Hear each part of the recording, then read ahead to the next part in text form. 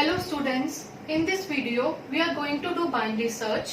तो अब हम देखते हैं हमारे पास बाइनरी सर्च कैसे होगा। हमारे पास बाइनरी सर्च की दो कंडीशंस हैं।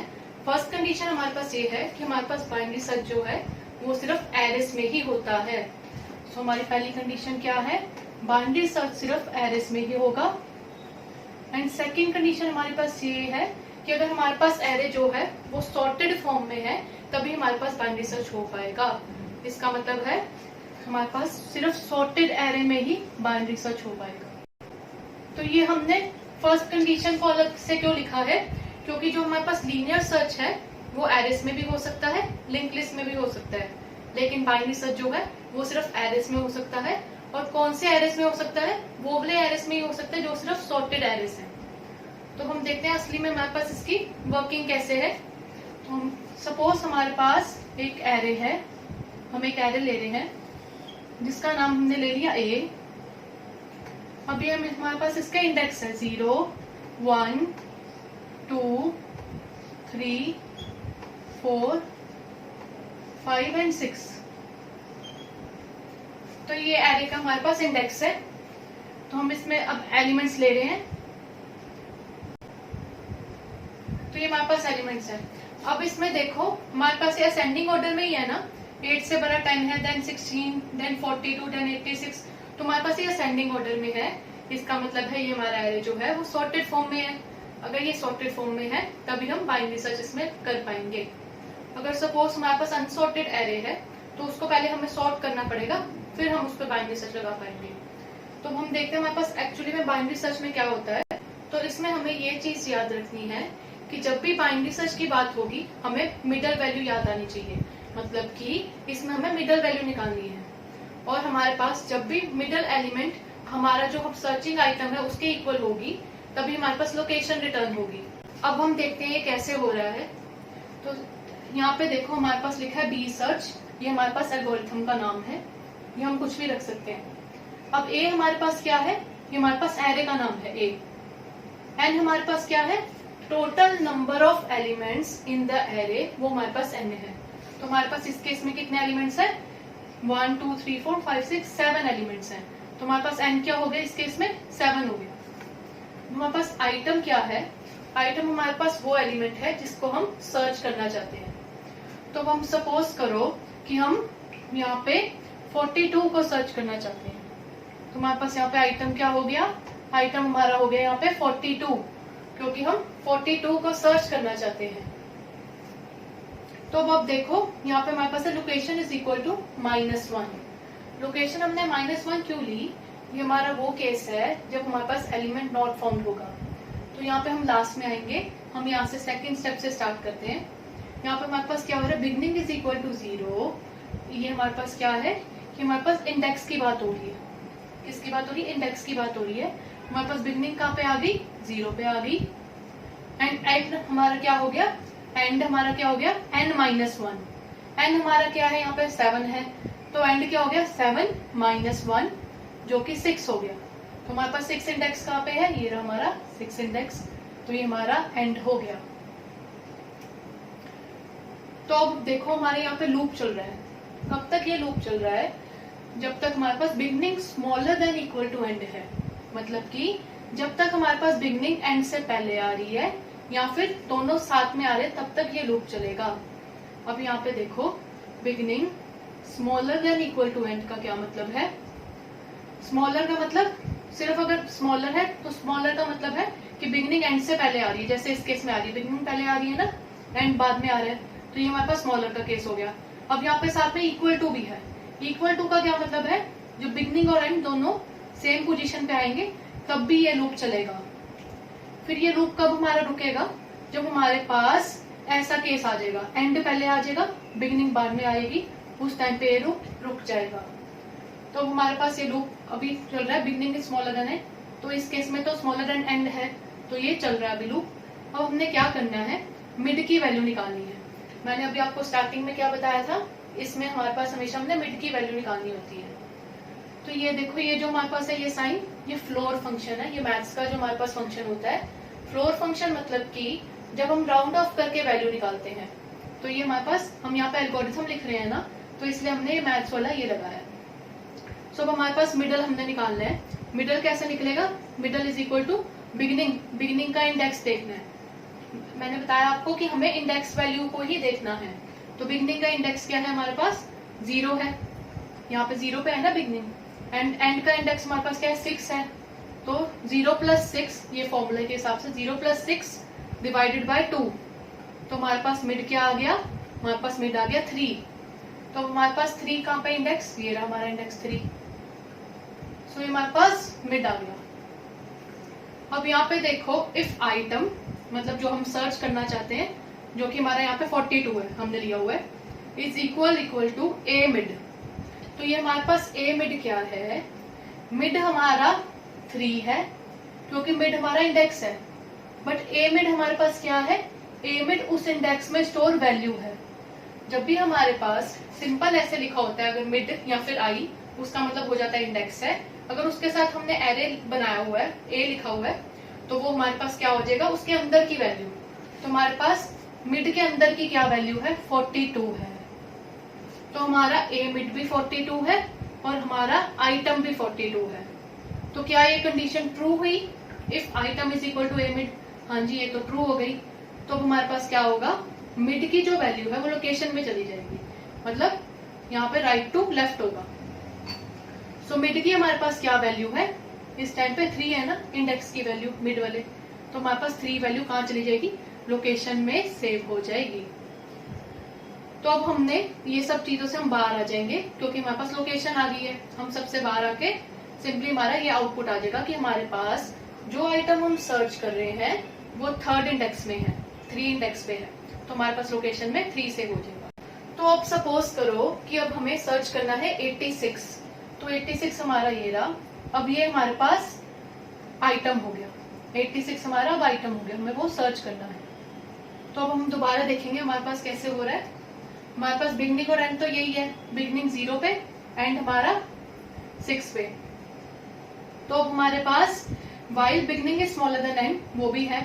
अब हमें मिड निकालना है। मिड की वैल्यू क्या आएगी? अब हमारे पास अभी भी मिड सेम ही है, 0 + 6 डिवाइडेड बाय 2, मतलब बिगनिंग हमारे पास 0 इंडेक्स था, हमारा एंड का इंडेक्स 6 था, डिवाइडेड बाय 2 इस फॉर्मूला के हिसाब से। तो हमारे पास मिड क्या आ गया? 3 इंडेक्स। तो ये हमारा मिड हो गया। मिड हमारा सेम है, बट हमें सर्च अब 86 करना है। तो अब देखो, क्या हमारा आइटम जो अब हमारा 86 है, क्या हमारा आइटम जो 86 है वो ए मिड के इक्वल है? मिड तो अभी भी 42 ही है, ये तो इक्वल नहीं है। क्योंकि ये इक्वल नहीं है तो ये इफ कंडीशन में नहीं जाएगा। अब एल्स इफ में देखो, क्या हमारा आइटम जो कि 86 है वो हमारा ए मिड से बड़ा है, मतलब 42 से बड़ा है? हाँ जी ये तो बड़ा है। तो अब हम क्या कह रहे हैं यहाँ पे हमारे पास एल्गोरिथम, कि हमने बिगनिंग को मिड +1 कर देना है।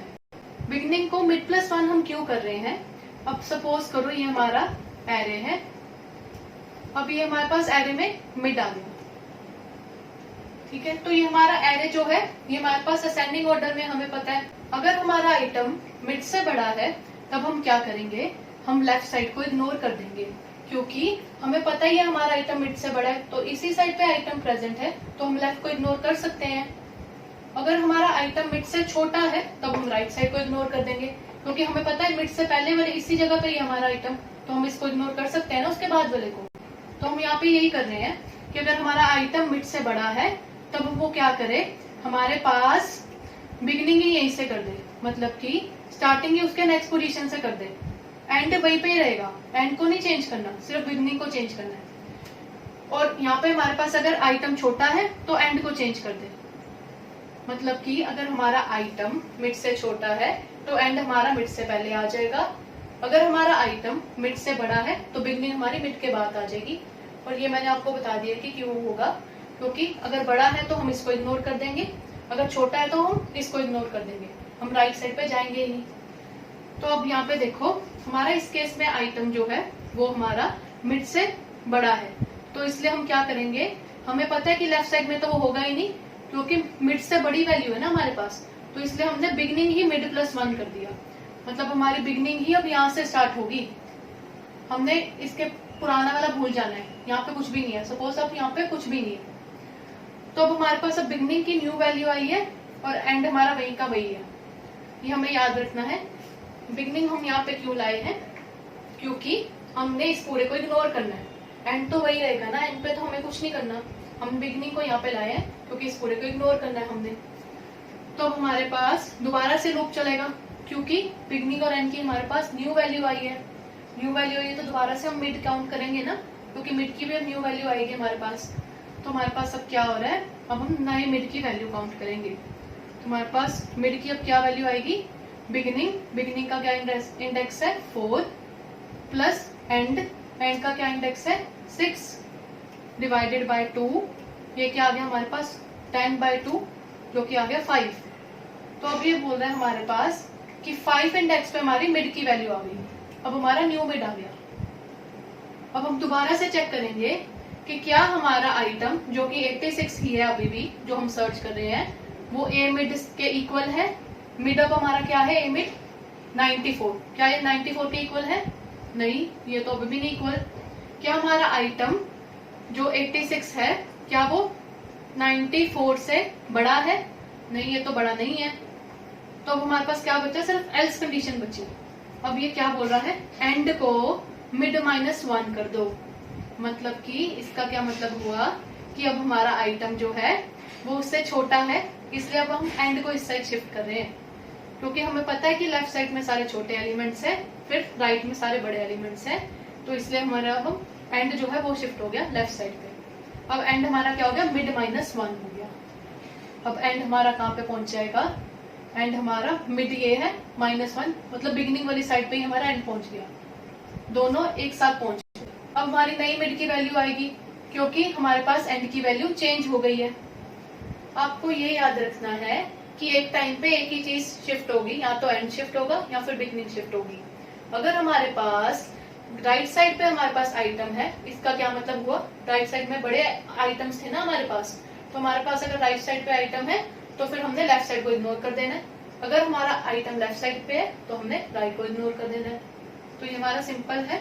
तो अब हमारे पास क्या होगा, अब हमें मिड की वैल्यू काउंट करनी है। तो मिड अब हमारे पास क्या आएगा, हमारे पास बिगनिंग क्या है 4 है इंडेक्स, एंड क्या है वो भी 4 है इंडेक्स, डिवाइडेड बाय 2 क्या आ गया 8/2 जो कि 4 हुआ। तो हमारा मिड भी अब 4 ही आ गया, तीनों सेम जगह पे आ गए। अब हमें यहाँ पे एक पॉइंट नोट करना है कि जब हमारे पास आइटम जो है वो ए मिड के इक्वल होगा तभी ये एल्गोरिथम रुकेगी, मतलब कि तभी हमें लोकेशन मिलेगी। क्योंकि यहाँ पे देखो, जब हमारे पास ए मिड के इक्वल हो रहा है उसी केस में सिर्फ लोकेशन मिल रही है, बाकियों में नहीं मिल रही, सिर्फ इसी केस में मिल रही है। तो ये हमारे पास है कि हमारा मिड पे ही आइटम आना चाहिए। तो ये हमारे पास कब तक चलता रहेगा, जब तक हमारे पास मिड पे आइटम नहीं आ जाता तब तक ये चलेगा, ठीक है। तो अब हम देखते हैं, हमारा इस केस में मिड क्या आ गया, ए मिड 86 आ गया। तो ए मिड हमारा 86 हो गया और आइटम भी हमारा क्या था 86 ही था, दोनों ही 86 है, तो हमारी ये कंडीशन जो है वो ट्रू हो गई। अब हमारे पास मिड, ए मिड नहीं मिड, मतलब कि इसका इंडेक्स कहाँ चला गया, लोकेशन में चला गया। सो सपोज ये हमारे पास लोकेशन वेरिएबल है, लोकेशन वेरिएबल में इसका इंडेक्स चला गया 4, तो हमारे पास यहाँ पे प्रिंट हो जाएगा कि 4 इंडेक्स में आपका एलिमेंट है जो आप सर्च कर रहे हो। तो ये तो हमारे पास अब हो गया कि हमने कैसे यहाँ पे बाइनरी सर्च को अप्लाई करना है, कैसे उसकी एल्गोरिथम लगानी है। अब हम देखते हैं कि हमारे पास एक केस है जब एलिमेंट नॉट फाउंड है, मतलब कि सपोज करो हम सर्च करें एलिमेंट 122, तो क्या 122 यहाँ पे प्रेजेंट है, नहीं, 122 तो यहाँ पे है ही नहीं। उस केस में क्या होगा, ये लूप तब तक चलेगा जब तक beginning smaller than equal to end है, तब तक तो ये लूप चलेगा, ठीक है। अब हमारे पास वो इस केस में नहीं जाएगा, क्यों नहीं जाएगा, क्योंकि कभी भी हमारा आइटम मिड के इक्वल होगा ही नहीं, क्योंकि आइटम तो है ही नहीं एरे में, तो इक्वल कैसे हो जाएगा, नहीं होगा ना। मिड के इक्वल तभी हो पाएगा अगर उसमें है वो, बट इस केस में तो है ही नहीं। तो यहाँ पे इफ में तो कभी जाएगा ही नहीं वो, अगर जाएगा तो यहाँ तो एल्स इफ में या एल्स में जाएगा। और यहाँ पे देखो एल्स इफ में भी कुछ हमें रिटर्न नहीं हो रहा, मतलब कुछ कोई वैल्यू नहीं मिल रही, यहाँ पे भी कोई वैल्यू नहीं मिल रही, अगर हमें वैल्यू मिल रही है वो सिर्फ तभी मिल रही थी ना जब इक्वल हो रहे हैं। ये देखो यहाँ पे जब लोकेशन हमारी तभी मिल रही है हमें जब वो इक्वल हो रहे हैं। अब इन दोनों केस में तो हमारे पास जो है सिर्फ एंडिंग और बिगनिंग की पोजीशन चेंज हो रही है, ठीक है। तो हमें वैल्यू तो सिर्फ इसी केस में मिल रही है, तो इसका कोई फायदा भी नहीं है। तो हमारे पास क्या होगा, स्टार्टिंग में हमारे पास लोकेशन जो है वो -1 हमने उसमें डाल दिया था, और वो यहाँ पे अगर जाएगा भी यहाँ पे तो इससे हमें कुछ नहीं मिलेगा, सीधा रिटर्न हो जाएगी लोकेशन जो कि -1 है। तो जब हमें लोकेशन में -1 मिलेगा इसका मतलब है element not found. So students, अब टाइम कॉम्प्लेक्सिटी कैसे निकालनी है वो हम नेक्स्ट वीडियो में देखेंगे। अगर आपको इसमें कोई डाउट है तो आप नीचे कमेंट कर सकते हो। Thank you.